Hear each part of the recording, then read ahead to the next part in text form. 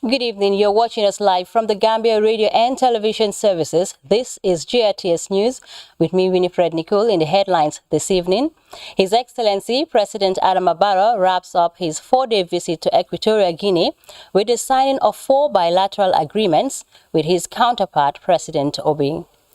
The Monetary Policy Committee of the Central Bank of the Gambia has announced a new decision to increase the policy rate by 1 percentage point to 11%. Dozens of young migrants, returnees, recently concluded a 5-day training on entrepreneurship skills. And the Gambia's police chief stresses the importance of community policing in reducing crime in society in his nationwide tour. In sports, find out later the preparations ahead of the Gambia's AFCON qualifiers against South Sudan.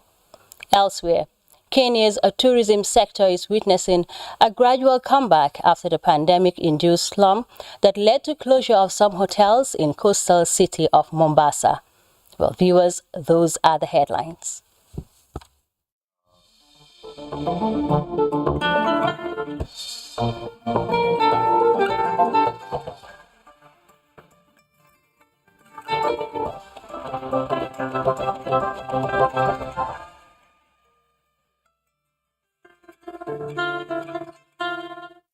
We begin this bulletin with the presidency because His Excellency President Adama Barrow wrapped up his 4-day visit to Equatorial Guinea, holding talks with President Obiang at the Presidential Palace in Malabo.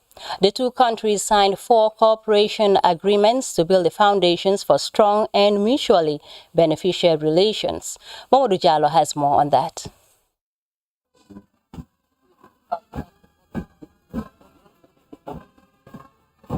President, His Excellency Adama Barrow and First Lady Fatouba Barrow were received at the Presidential Palace by President Teodoro Obiang Nguema Sogo and First Lady Constancia Mange.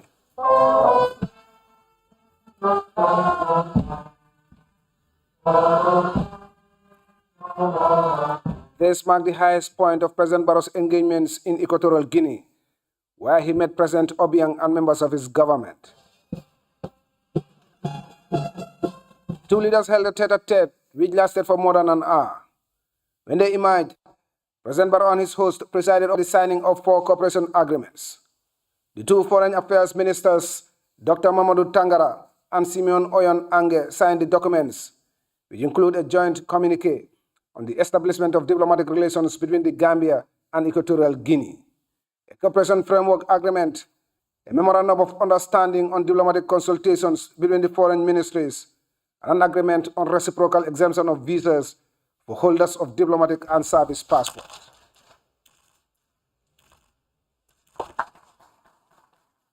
The two leaders later spoke of the growing relations between the two countries, with President Obiang thanking his guest, saying the visit will lay the foundations for fruitful cooperation.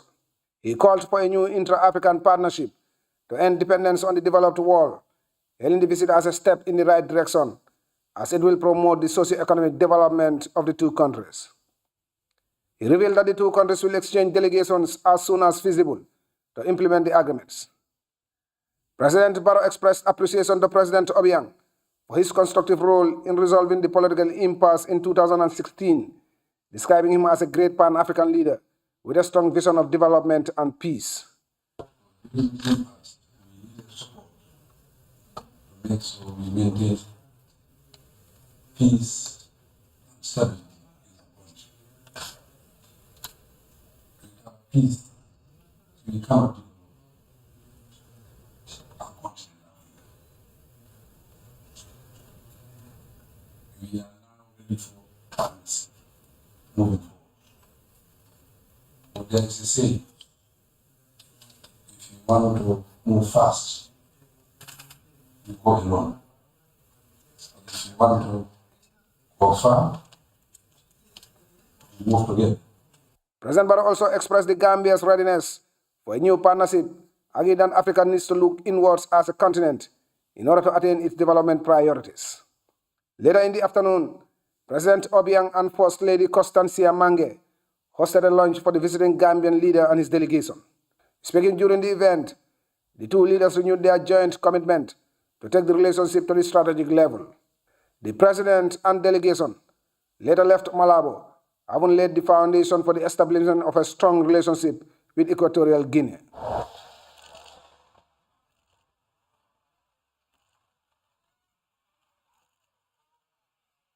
Morijano, GRTS News. The Monetary Policy Committee of the Central Bank of the Gambia has announced a new decision to increase the policy rate by 1 percentage point to 11%. The governor of the country's apex bank disclosed the move during a press conference in Banjul earlier today. Ibrahim Jallo has more on that. This is said to be a response mechanism to the global economic challenges arising from the Russia-Ukraine war and the COVID-19 pandemic. The governor of Central Bank, Buha Seydi, says these factors have direct bearing on increasing prices of commodities, hence the new decision. Commodity prices, especially energy and food, have surged in recent months as consequence of the war and the lasting effect of the pandemic. The IMF crude oil price index is forecast to grow by 54.6% in 2022.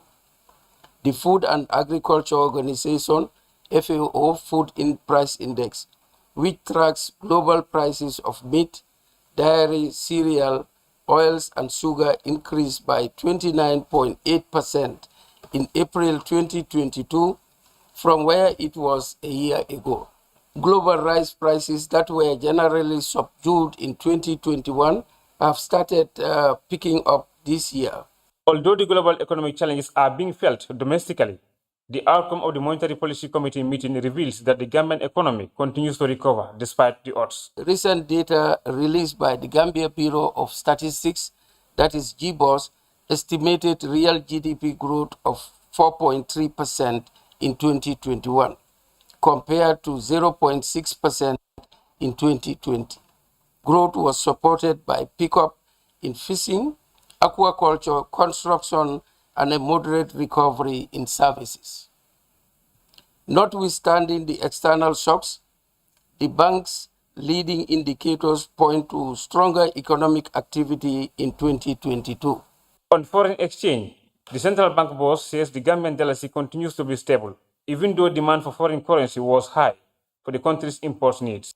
Meanwhile, the central bank governor warns against use of any foreign currency to purchase goods in the country, saying it is illegal. The legal tender in this country is the dalasi, is not the CFA. We are not part of the CFA zone. So any business doing that is doing something that is against the law. And that is why my next instruction will be, and will issue a press release to that effect. We understand even in this country, landlords are asking for rent in US dollars or pound sterling foreign currency. That is not acceptable. Rent in this country, the legal tender is the dalasi. And anybody asking for rent in foreign currency, what you are doing is illegal and we will go after you. The central bank's latest decision also includes to maintain the required reserves at 13% and interest rate on lending deposit facility at 3%. Ibrahim Jallo, GRTS News. The Minister of Energy and Petroleum has visited the GAM Petroleum depot site at Mandinari as part of his familiarization tour of the facilities under his ministry. The tour provides the minister and his team first-hand information about the fuel storage facilities and its operations. Baba Silla has details of that report. Not allowed to be part of the round tour of the facilities due to highly flammable substances. Work here is in high gear as the staff move to ensure the effective functioning of the facilities despite associated risks. The familiarization tour is meant to give the minister first-hand information about the facilities and also enable him to address some of the challenges facing the petroleum sector. GAM Petroleum is a private limited company established for the supply of fuel and other lubricants. Touring the site, the minister and his team had extensive discussion with officials who briefed the petroleum minister on the level of works at the site. Here, the staff are committed to ensure the effective operation of the facilities for sustainable growth.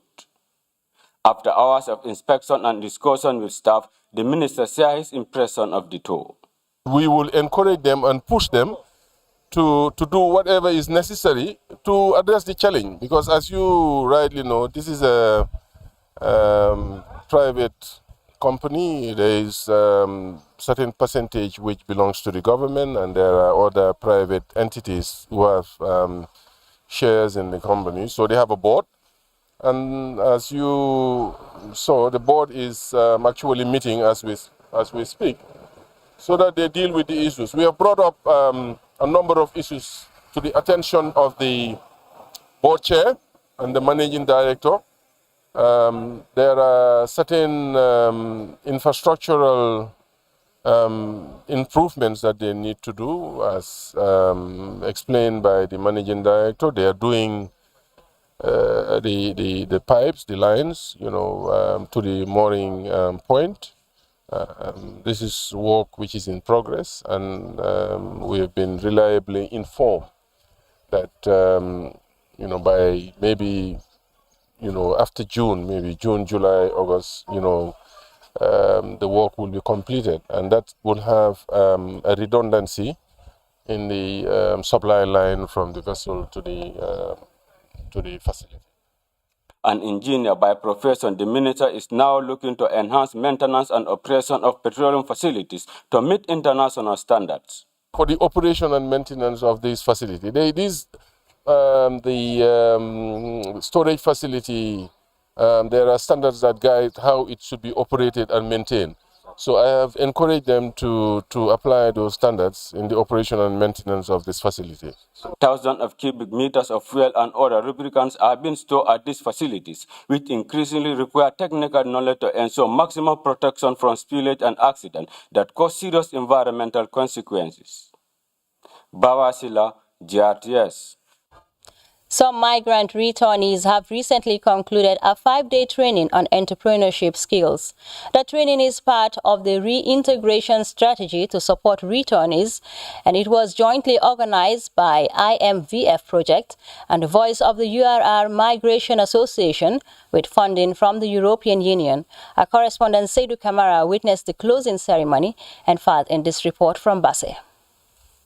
Wrap up a 5-day entrepreneurship skill training organized by IMVF in collaboration with the Voice of URR Migration with funding from the European Union. The training is part of the reintegration approaches to support the returnees to acquire livelihood skills, to become economically empowered, to achieve their objectives with the famous slogan Tekifi, the project which means we can make it here in the Gambia. Speaking at the closing ceremony, the program coordinator at Startup Incubator, Mohamed Danso, said they share similar objectives with IMVF, which provide coaching, mentoring, business development, and training, as well as access to finance for a startup for entrepreneurship in the Gambia. He commended the participants for the commitment shown during the training. This is just 5 days, and learning doesn't end here. Everything else that you've learned here today, you ought to go back to your communities, you ought to go back to your businesses, and start executing what you learn. The journey of an entrepreneur is never easy. I tell you, you take 1 step forward, you are dragged behind 2 steps. You have to be consistent, you have to continue to innovate, you have to be persistent in what you do. IOM Project Assistant and Communication Awareness Raising Focal Point in the Upper River Region, Binta Sallah, encourage the young entrepreneurs to be creative in their businesses, adding that the training will help to add value to their work. There are times that we might not be motivated. There are times that we might actually struggle, especially with finances, and then maybe with people too, especially if you have products that like society is not used to, something new. I mean, personally, I am so into like a creativity. So let's say you come up with something which is like so creative, and then the Gambian society is not used to it. It might be hard in the beginning, but after a few years, you might actually find your way in the market. Participants, including Modibo Kruma and Musukuta Kante, respectively, expressed appreciation to the IMVF and the European Union for creating the avenue for them. We learned a lot about the training, and I believe that the participants, if they go back to various villages and towns, they will also make best use of the training. Karandiro fanang akumayatan. Sila haji jama tamani satare mammo nyinen ka surtout ma business wala karo bi mu business lati yina tan karan sifa karan isale bela business o sambala nyaami. The training advisor IMVF Kadi Fofana believe that entrepreneurship is the main engine of developing the private sector, adding that it makes communities vibrant, inclusive, and secure by reducing the number of people trapped in the cycle of poverty. When so many young people don't see a future in them for themselves, if they don't see a path to success, it holds the entire nation back. These are some of the reasons why IMVF, with the support of the European Union, are so excited about capacity building on entrepreneurship and are doing what we can to promote it in the Gambia. According to the organizers, poverty is not the only cause of irregular migration, but also make women and youth vulnerable to its adverse effect. At the end of the program, participants were advised to make the best use of the life-changing moment as they serve as mentors and ambassadors in their respective communities. This is done by sensitizing people about regular migration and its negative consequences. Certificates were awarded to the participants for successful completing a 5-day entrepreneurship skill training. Seydou Kamara, reporting for GRTS News from Basse Upper River Region. Well, officials of the Public Utility and Regulatory Authority on Tuesday sat down with participants from various sectors to review and validate the new water and sewage system regulation. Senabu Janjane has details in this report. Regulate the water and sewage service systems through regulation is timely, as it's the first of its kind to be developed by stakeholders. PURA and partners convened to work on improving the regulatory framework by developing guidelines and standards. The Director General of PURA, Yusufa, spoke at length on the process, noting its importance to the health and well-being of people. In the Gambia, almost 85% of households have access to basic drinking water sources. However, only 33% of those households are using safely managed drinking water sources. It is therefore now more than ever that we need to transform the way we manage our water resources to deliver water and sanitation services that is reliable, accessible, and affordable to everyone. As you may know, our water services is predominantly delivered by NAWEC. We believe that regulation will not only improve the performance of NAWEC in this sector, but also promote competition, private sector involvement, licensing, to ensure fair play, and extra support is needed for other players to come in and supplement whatever NAWEC is doing. As the world's population cripples with clean and safe drinking water, 47% of Gambians, according to Dembo Fati, have access to basic sanitation. He spoke on behalf of the Permanent Secretary, Ministry of Health, at the validation meeting.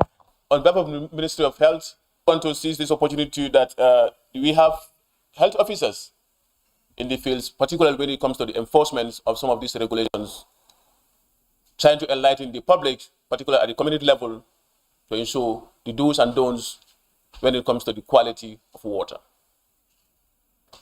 The MIGs also say that the quality of water in the country is being really compromised, particularly at the consumption level, which stands at 43% of all water sources are contaminated with coliform, of about 75% that are consumed at the household level are also contaminated with coliform, which calls for an alarm. The regulation will guide partners on how to manage the water sanitation systems for better services. The board chairman of PURA, Aliungom, dilated on the benefits of the regulation while highlighting anomalies in the sector. Important water and sanitation sectors have been starved of such development. I'm therefore hopeful that these regulations will back up and support the water and sanitation policies and the implementation of our laws in water, health, and environment. I believe they'll provide the different stakeholders, users, service providers, and regulators with rights and obligations and clear guidelines to use, manage, and protect our vital resources to achieve the overall goal of equitable and sustainable water use in the Gambia. Officials urge participants to make best use of the forum by examining the document to effect response measures. Sainabu Jania for GRTS News. Moving on, Riders for Health, the NGO managing transportation system for the Ministry of Health, has provided an Uhuru for the people of Kantora district in the Upper River region.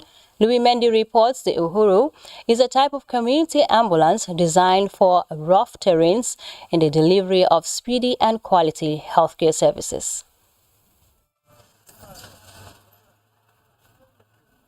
A type of mobility helping to contain maternal mortality in the provincial Gambia is the Uhuru, the Swahili word for freedom. This type of community ambulance is built to conquer the roughest of all terrains in transporting pregnant women to referral hospitals for safe labor. Riders for Healthy Gambia has supplied dozens of them to the hardest to reach communities across the country, including this one in Diabugu, in Sandu district, in the Upper River region. It serves 59 communities in the district. Lamin Sabali is the officer in charge at the Diabugu Health Center. Because you all know that one of the leading causes of maternal death in the country is delay in transportation. So Uru being in the Sandu district here, it brings a lot of impact. And one of that impact, it even reduce our maternal referral cases. Yeah, so that's a great achievement for the facility and for the region and for the district of Sandu as well also. In 2021 alone, the Uhuru in Diabugu has facilitated 121 referrals, taking pregnant women from their homes to the health center for safe delivery. Sabali further explained. If you look at during the rainy season, because you know that all the surrounding villages around here, they are all off the roads. So being that case, most of the vehicles, like if they enter, they normally have, these breakdowns along the way. So Uru being very sophisticated and, well designed for that. So it's the only, machine that can able to solve such a problems like that, going in for them and bringing them to the doorstep of the facility and picking them from their doorstep. So that alone is a great impact for the facility and for the communities also it is serving here. The Riders Board of Directors were impressed when they visited the Diabugu Health Center recently to gather first-hand information on the impact of the Uhuru and to find out challenges facing the health center in the execution of quality service delivery. Usman Yabo is the board chair at the NGO. We hope and pray that Riders for Health is able to continue to do this for the betterment of the community and the other villages. One of the challenges in running the Uhuru is limited fuel, but Omar Jah, the Director of Operations at Riders, has the answer. It's very difficult to determine or budget referral because on time, as you have already said, sometimes you have adequate fuel, no referral. So when it's going low, the frequency might increase. Based on that, I can assure you, try to engage the driver. If he is running low to zero, before that 1 or 2 trips, he can always gauge it because he got the experience. He can raise an alarm when the ambulance is going. We can supplement. But all those records need to be indicated in the logbook because those indicators help us to manage effectively and to serve the population. In Keneba Kantora, in the Kantora district, in the Upper River region, Riders for Health provided a new Uhuru to serve the area. Mobiles and SIM cards were also given to the Uhuru driver, the health officer at the Keneba Health Center, and traditional birth companions in the district. The idea is to facilitate free and easy communication link between them. Traditional birth companions play a crucial role in referrals and need to communicate hitch-free with the Uhuru driver and health officers. In Keneba, the mood was that of joy to receive the Uhuru. Villagers including Yande Dumbia and the village health worker Mbang Sisoho congratulated riders for the foresight. Louis Mendy, GRTS. Well, staying in the Upper River region because the Inspector General of Police, Abdoulaye Sanyang, and his senior officers have visited various security installations in the region. The police chief is on a nationwide tour with his high command to find out some of the challenges facing his personnel in the various stations. Our URI correspondent Seydou Kamara picks up the rest of that story.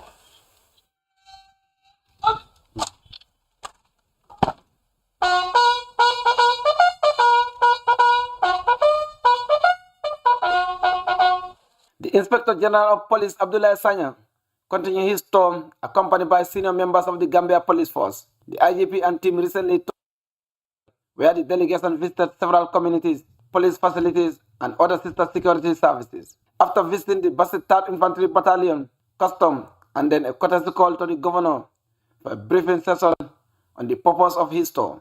From the governor's office, the IGP and team drove to Sabi border post, where the IGP and team were received by Suntu Sedifai, who led the delegation on a tour of the facility before proceeding to the border. This place here is referred to as No Man's Land, which is located between the Gambia and Senegal. The IGP also made a brief stop along the Senegal border Bajara Custom Post, symbolizing the good working relation between security services of the two countries. It was a long day for the team as the top security officials crisscrossed the region, visiting security installations and discussed with communities on ways of strengthening community policing. The IGP wants to see community policing strengthened at all the three layers, that is from the village level to the district level to the regional level. And that's why during this tour, he's meeting with community leaders, the alcalis of the various villages, and talking to them to understand that community policing need to be championed at the level of the village. And then later on, he also had been meeting with district chiefs to make them understand that at the district level, they need to champion community policing. The IGP also met regional governors to discuss their roles in championing this important initiative in coping crimes in society. There are governors that have already championed community policing at their regional level. For example, the regional governor of the URR today, the meeting has shown that he really understands community policing, and he has been working with his regional committees as far as the promotion of community policing is concerned. So this is the message, and also to ensure that he also visits the police facilities and see the welfare and working condition of men and women of the Gambia Police Force. The tour provided IGP Sanyang and team the opportunity to get first-hand information about the welfare of personnel and also cement the cooperation with other sister forces in the country. Throughout the tour, the IGP had been visiting military barracks. He has also been visiting other sister security installations to strengthen the relationship. This tour, according to the Police High Command, is meant to take steps in addressing solving the problems police officers are facing in various installations across the country. And the IGP has taken decision to respond to some of the challenges his men are encountering. And obviously, if he returns back to office, in fact, already efforts have been on the way to ensure that some of those situations are being dealt with.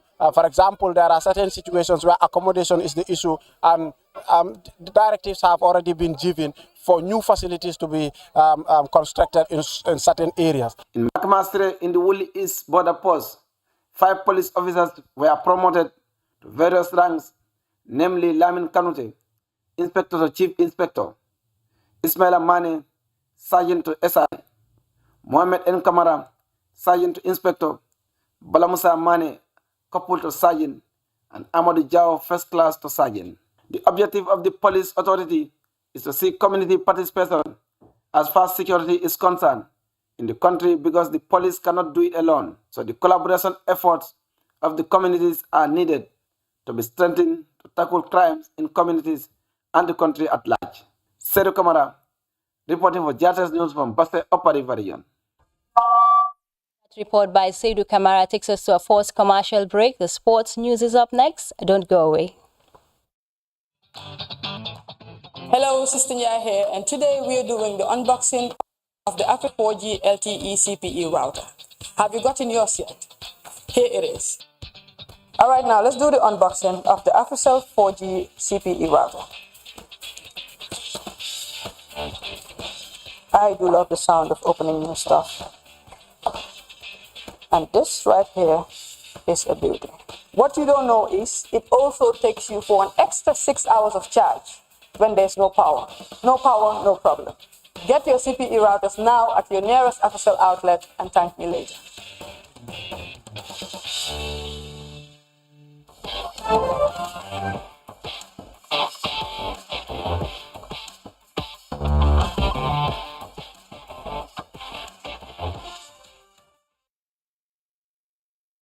Welcome back, and in sports.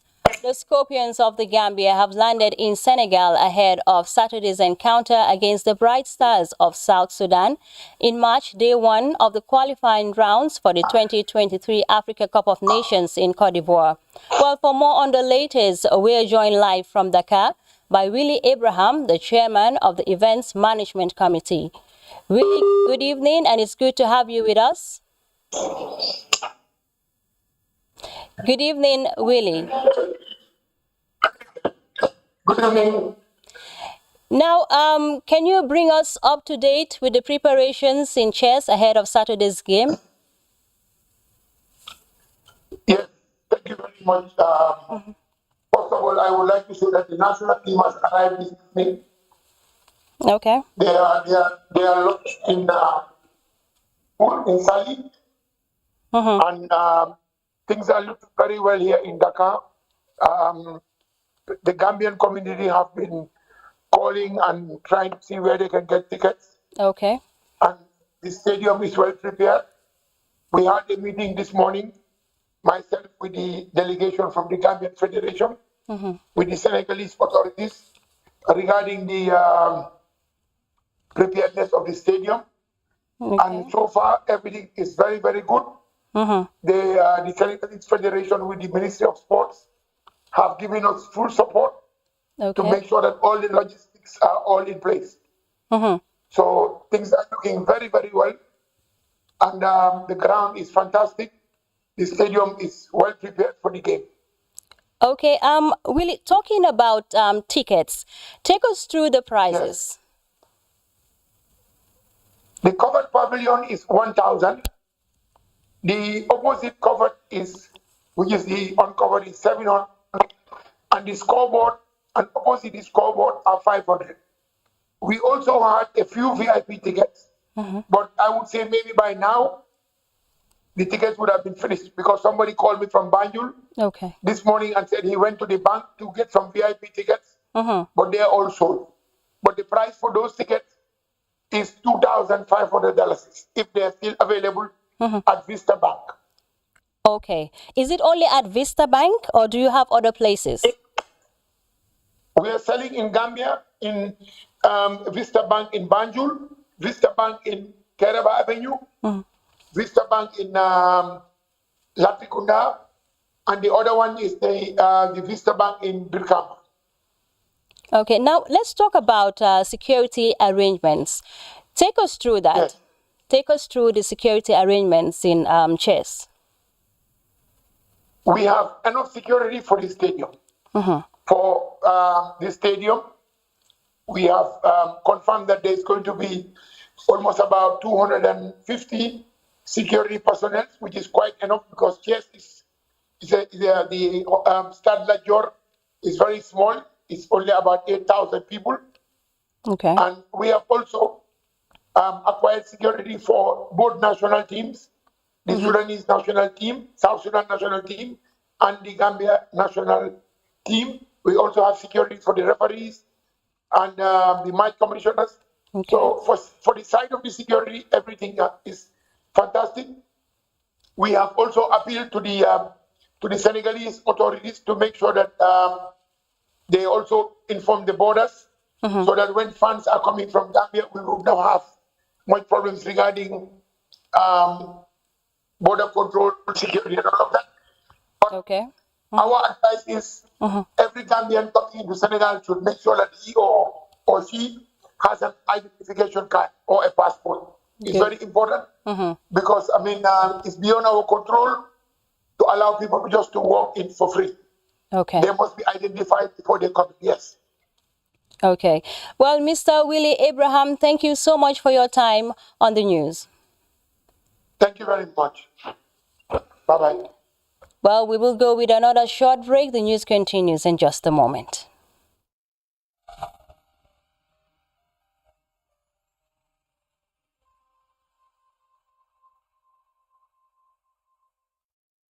Well, I'm afraid time is not on our side, but before we go, a quick look at our top stories.